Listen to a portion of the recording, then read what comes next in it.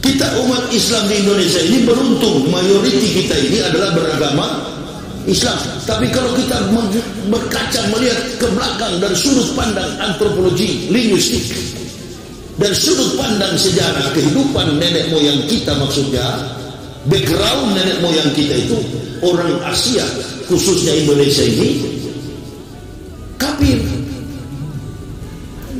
Bahkan di Sunda ini masih ada ampas-ampasnya itu ya, apa namanya, wiwitan atau apa itu. Nah itu dari sana semua itu, bekas-bekasnya itu masih ada sisa. Memang mesti ada sisa, kalau enggak siapa yang di neraka, kan begitu. Jadi terkait dengan tema kita malam ini, manusia menurut Al-Quran diciptakan secara sistematis, kontekstual, dari sebelum, sementara, dan akan terjadi. Al-Quran sudah tahu apa yang dilakukan dan terjadi dalam kehidupan peradaban dunia dan umat manusia. Oh, ini dia profesor kritis dalam ilmu sekuler. Ya memang begitu nama orang Yahudi saja. Dia terkemuka. Dikatakan oleh Al-Quran mereka ini orang-orang yang dilebihkan oleh Allah. Tapi kenapa Yahudi tidak beragama Islam? Ini.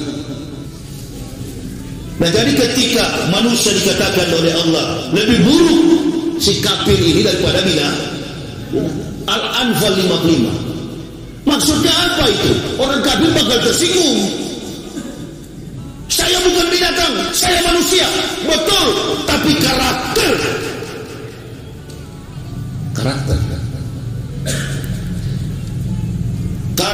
dan janji yang telah engkau ikrarkan dalam kandungan ibumu telah engkau pungkiri.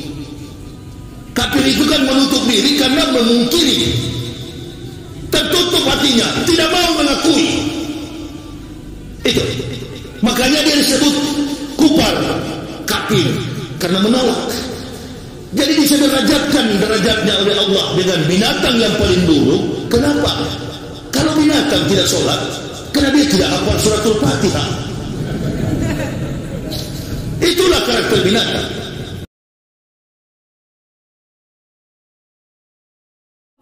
Sebelum kita lanjut, jangan lupa like, comment, subscribe, dan nyalakan notifikasinya agar tidak ketinggalan info terbaru lainnya. Semoga bermanfaat.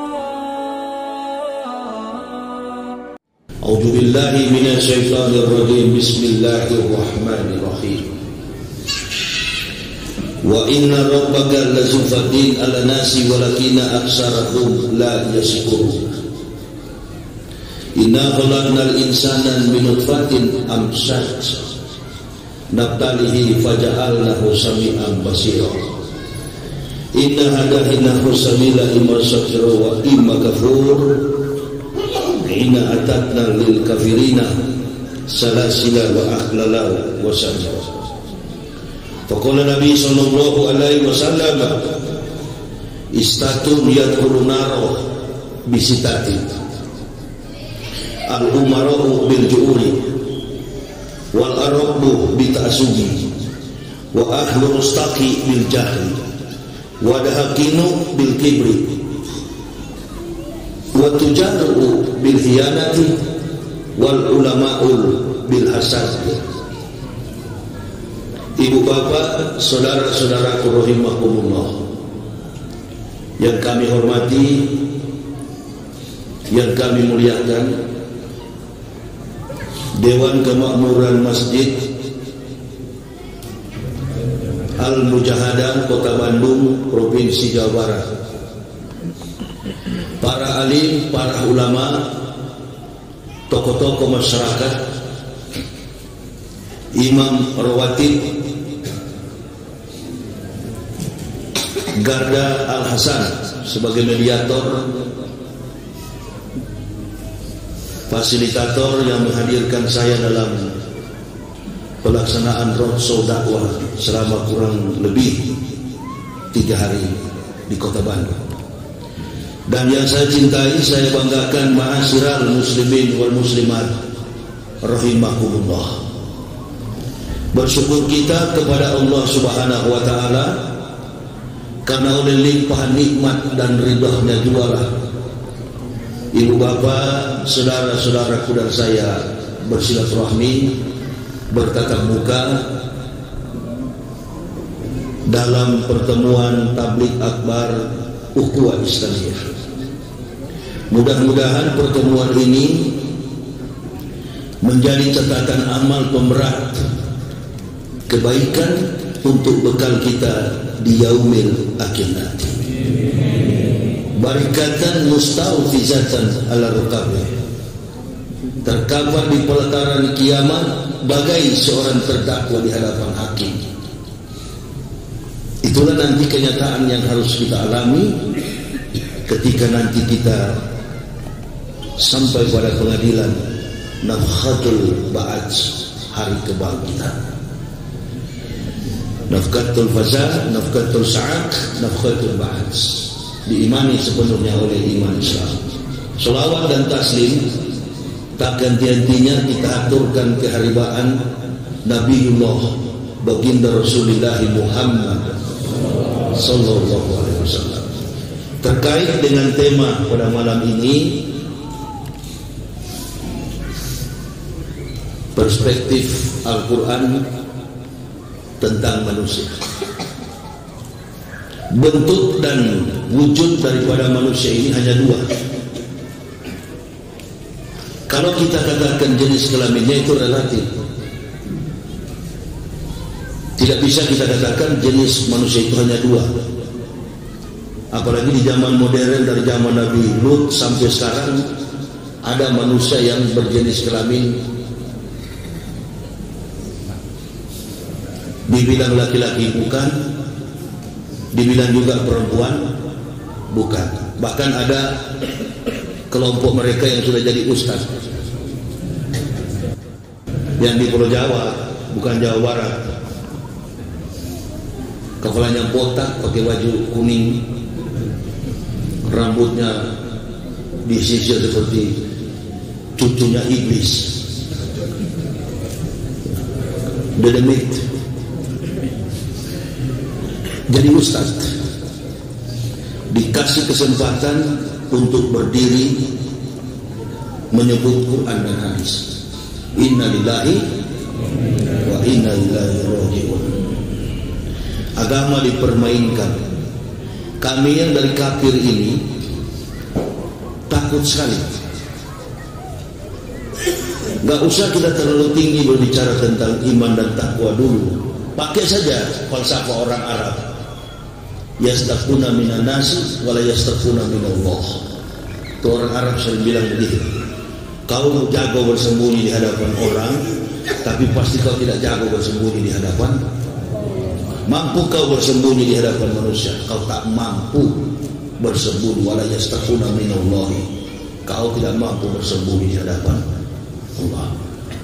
Sandiwara kehidupan dunia ini telah membuktikan bahwa tipe macam dari manusia itu cuma dua. Dulunya manusia itu hanya satu, Adam, diciptakan dari segumpal dari debu duri yang tidak berharga, diinjak-injak tanah, kemudian dijadikan makhluk mulia dari jutaan makhluk ciptaan Allah. Proses selanjutnya lain lagi, melalui nutfah. Makanya di dalam buku Asal Usul Penciptaan Profesor Dr. Maurice Buckley,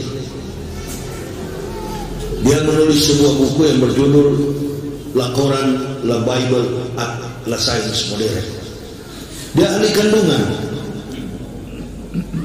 Dia mendapatkan kebenaran Al-Quran itu tentang ciptaan, asal usul terciptanya manusia itu bukan satu kalimat, bukan satu isi Al-Quran, bukan satu ayat, tapi satu kata, nutfah.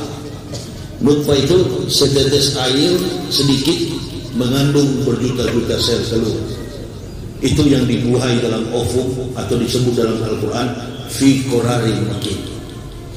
Nah, waktu fi qararin makin, dari dalam kandungan ini terjalinlah sebuah agreement, terjalin sebuah perjanjian, deal to deal antara makhluk manusia dengan Rabbul Alamin.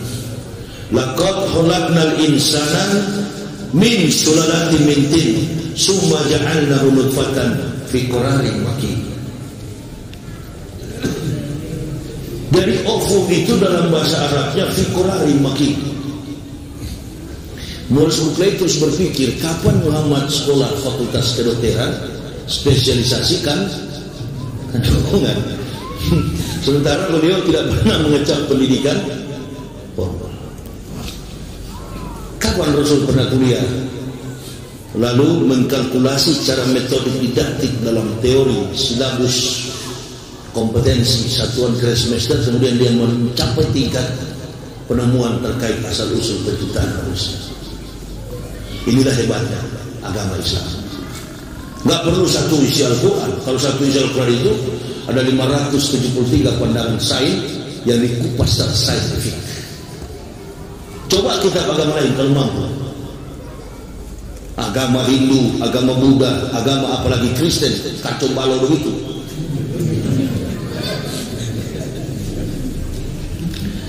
Tapi kan pada akhirnya kita akan tahu posisi kita itu di mana. Dan Al-Quran ini dia hadir di tengah-tengah umat manusia. Itu sifatnya bukan kepada satu agama. Huda linnasi wa bainatin minal huda wal furqan. Jadi dia datang di tengah umat manusia bersifat universal. Ini. Makanya orang-orang yang masuk Islam itu kebanyakan mencondongkan perhatian. Begitu ditanya, "You kafirun, sekarang Islam." Wah, ya Muslim, kenapa kamu beragama? Kenapa kamu Muslim? Bukan persoalan agama. Kita umat Islam di Indonesia ini beruntung, mayoriti kita ini adalah beragama Islam. Tapi kalau kita berkaca melihat ke belakang dari sudut pandang antropologi, linguistik, dan sudut pandang sejarah kehidupan nenek moyang kita, maksudnya background nenek moyang kita itu orang Asia, khususnya Indonesia ini kafir. Bahkan di Sunda ini masih ada ampas-ampasnya itu ya, apa namanya, wiwitan atau apa itu. Nah itu dari sana semua itu, bekas-bekasnya itu masih ada sisa. Memang mesti ada sisa, kalau enggak siapa yang di neraka kan begitu.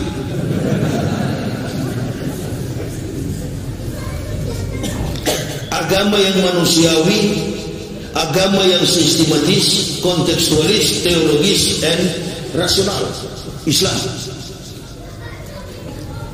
Segala macam kompetensi ilmu ada dalam Al-Quran.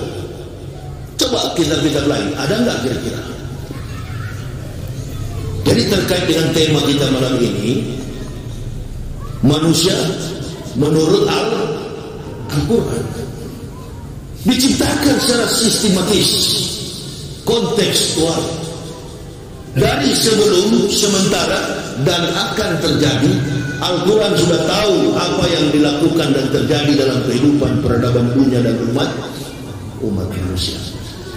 Makanya hadis Nabi SAW itu, saya pernah waktu pertama masuk Islam, saya tanya, Kiai, sumber hadis yang didapatkan oleh baginda Rasulullah SAW itu dari mana? Saking kritisnya saya bertanya terkait Islam. Hadis yang disampaikan baginda Rasulullah SAW itu selalu referensinya adalah Quran Sahih, baru diikuti oleh para sahabat, diikuti oleh para ulama. Innal ulama warasatul anbiya. Jadi kita tidak bisa menerjemahkan Al-Quran itu tanpa pikiran para ulama. Nah lalu saudara bilang begini, kok ini dia profesor kritis dalam ilmu sekuler? Ya memang begitu dalam Al-Quran. Orang Yahudi saja dia terkemuka, dikatakan oleh Al-Quran mereka ini orang-orang yang dilebihkan oleh Allah. Tapi kenapa Yahudi tidak beragama Islam? Ini kita orang Islam mohon maaf, ada juga di antara kita yang buta huruf, tapi pandai membaca huruf hijaiyah, pandai mengaji, pandai membaca Inilah persoalannya. Lebih baik buta huruf daripada buta hati.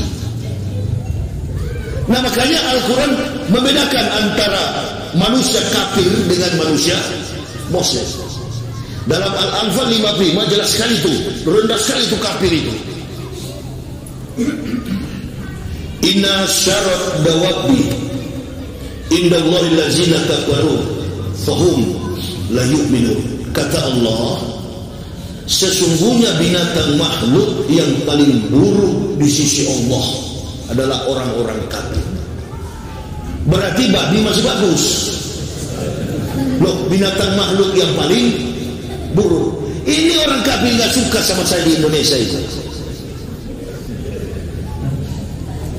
Bagaimana antum akan sembuh setelah didiagnosis oleh seorang dokter? Antum tidak mau menyerah untuk supaya sembuh dari penyakit. Nah, begitulah dakwah, atau dalam surat Al-Fat disebut asyidau alal kufar, keras dengan kafir. Ibu bapak kalau penyakit flu atau pilek, datang saja ke Indomaret, warung-warung di kampung, ada itu obat yang paling murah meriah dari tahun sebelum Indonesia merdeka, Bodrex. Itu kalau hanya pilek. Antum pilek, datang ke dokter spesialis, dokter bilang kok ibu diagnosanya darahnya bagus, karena penyakit itu dia dari darah, dan Al-Quran sudah mendeteksi itu, karena Al-Quran itu detektor. Datang ke situ periksa, wah ini cuma beringus, ini cuma influenza. Ketika antum datang ke dokter, lalu penyakit yang antum bawa hanya ringan begitu, dokter akan kasih rekomendasi, nggak usah ke butik, ke warung di tetanggamu saja, beli Bodrex, anakmu Bodrexin, tinggal tambah nun, sembuh ya, sembuh, insya Allah. Tapi begitu didiagnosis ternyata komplikasi, dokter akan kerepotan, akan pasti memberikan obat dosisnya tinggi. Mari kita jangan masjid ini jadikan sebagai tempat hanya bicara ancam-ancam neraka, kalau tidak ikut golongannya neraka, berhenti yang boleh. Justru itu bikin kacau Indonesia, bikin kacau ukhuwah Islam. Arahkan masyarakat Muslim ini kritis berpikir, supaya kita juga ke depan bisa melihat 40 orang yang ditanggang istana tadi. Ya, ini kan masjid ini kan tempat latihan untuk menyikapi segala bentuk realitas politik, realitas ekonomi, realitas hidup. Karena tidak dikatakan kita beriman kalau kita tidak pandai membaca realita, termasuk realitas politik. Yang kemarin pakai baju putih kemudian pakai batik, itu konsepnya apa kira-kira ke depan? Kan begitu. Semakin kita dihadang dengan penyakit yang berat, maka dosis obat itu dipastikan tinggi. Nah, begitulah kepada umat Islam, gak usah yang keras-keras dikasih makan. Dia sudah tahu kok. Gak percaya sama saya, tanya sama bajingan di terminal yang gak sholat. Allahu Akbar, Allahu Akbar. Ini takbir pada siang hari dari jam 11 ke atas. Tanya sama si yang tidak sholat di terminal tapi agamanya Islam, Kang, ajaran apa itu? Pasti dia akan bilang zuhur. Sholat nggak sholat, tapi tahu ini zuhur. Tanya kepada kafir, ini apa? Panggilan umat Islam sembahyang. Dia nggak tahu kalau itu zuhur. Nah, satu lagi penyakit yang dia nggak tahu. Jadi orang Islam itu nggak usah terlalu keras. dosisnya rendah saja. Akibat terlalu keras, termasuk pemerintah, nggak usah terlalu keras dengan masyarakat Muslim ini. Representasi umat Islam hari ini, contohnya Prabowo. Tuh bukan politik ini, bukan.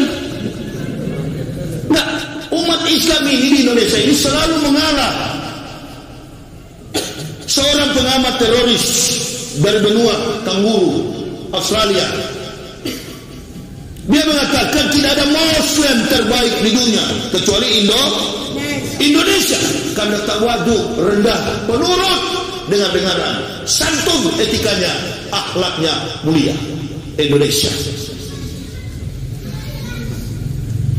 representasinya Prabowo sudah dicaci maki, sudah diinjak-injak. Itu baru kesatria. Dia duduk di tengah-tengah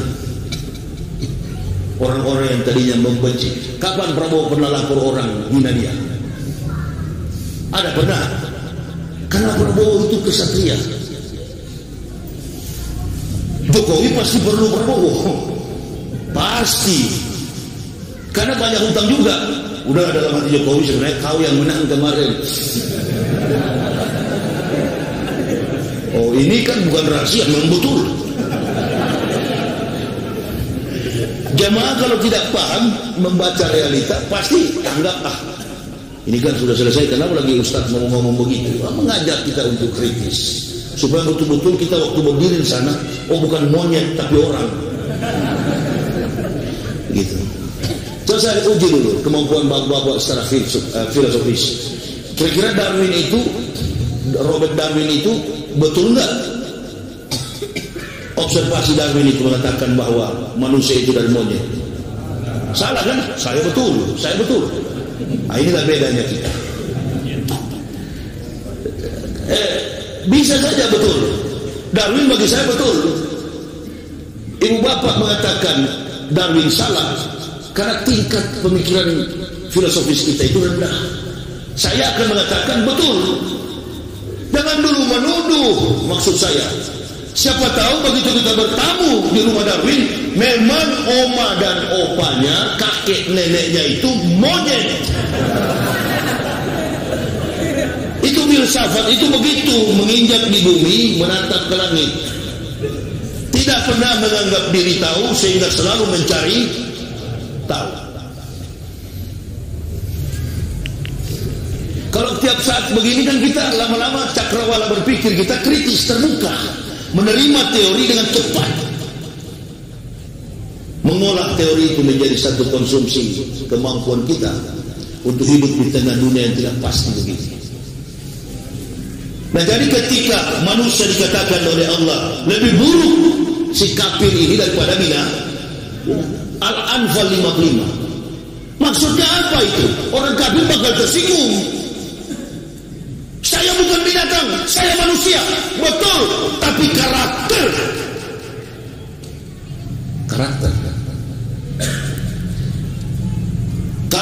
dan janji yang telah engkau ikrarkan dalam kandungan ibumu telah engkau pungkiri. Kafir itu kan menutup diri karena memungkiri, tertutup hatinya, tidak mau mengakui.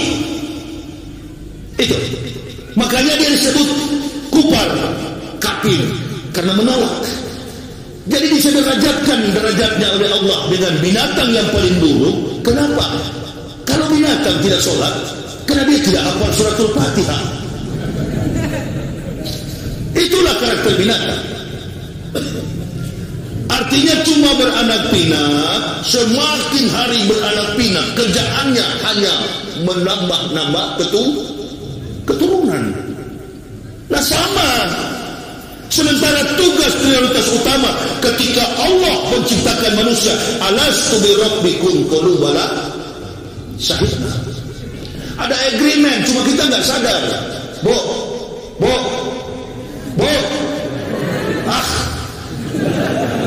Ini kan di kompleks apa ini? Mawar Sharon. Sudah, ini berarti developernya kafir juga di sini. Itu Sharon itu bahasa Ibrani. Mawar Sharon, bunga yang terkulai. tak akan berkembang kembali. Insyaallah. Saya tahu sama dengan orang ada jemaah beli apa itu namanya, kopi tepila. Saya kalau tahu itu artinya apa itu teh tepila itu. Tepila dalam bahasa Ibrani itu gereja, rumah sembahyang. Bet Knesset, rumah parlemen. Bet Hamidras, rumah pendidikan. Bahasa Arabnya madros. Bahasa Ibraninya midras. Kosakata Ibrani, Hebrew itu banyak mengambil kosakata French. Jadi antum kalau mau bahasa Ibrani perbanyak kosakata bahasa Prancis. Jadi itu bukan bahasa Nabi Isa, bahasa Ibrahim, bahasa semua Nabi dari Adam sampai Adam Malik.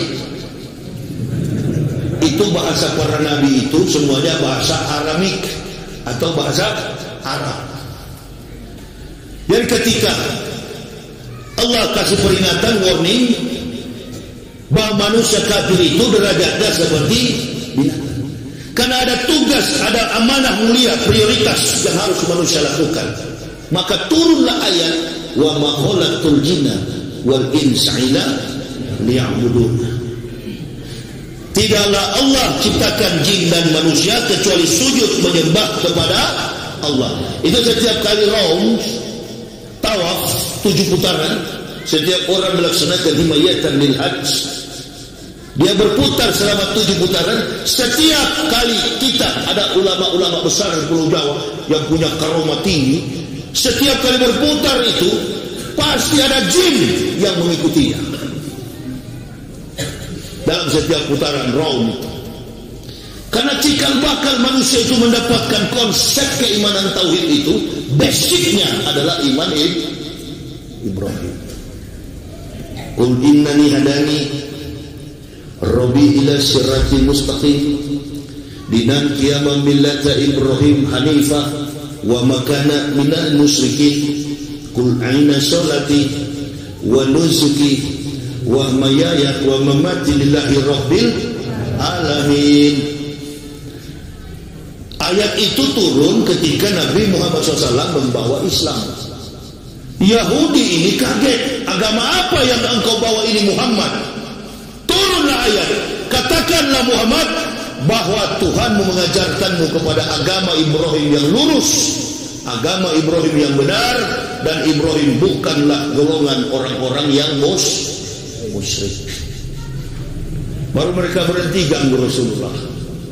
Katakanlah Muhammad, sesungguhnya kun aina solatmu, nusuki ibadahmu, hidup wa mahyaya wa mayahya wa mamati lillahi rabbil alamin. Hidupmu dan matimu adalah untuk Allah Tuhan semesta.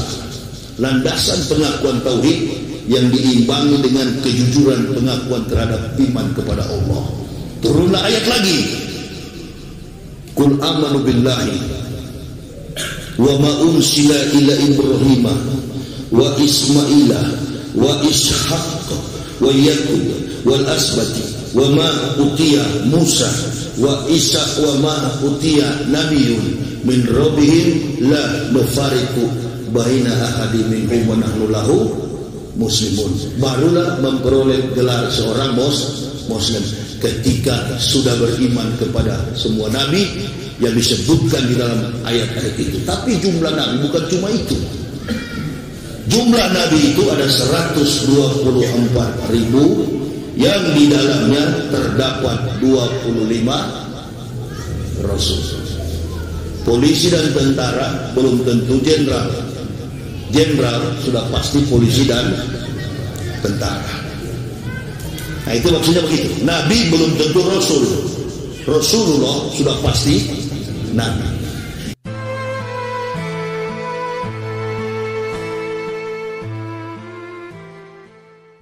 Terima kasih sudah menonton.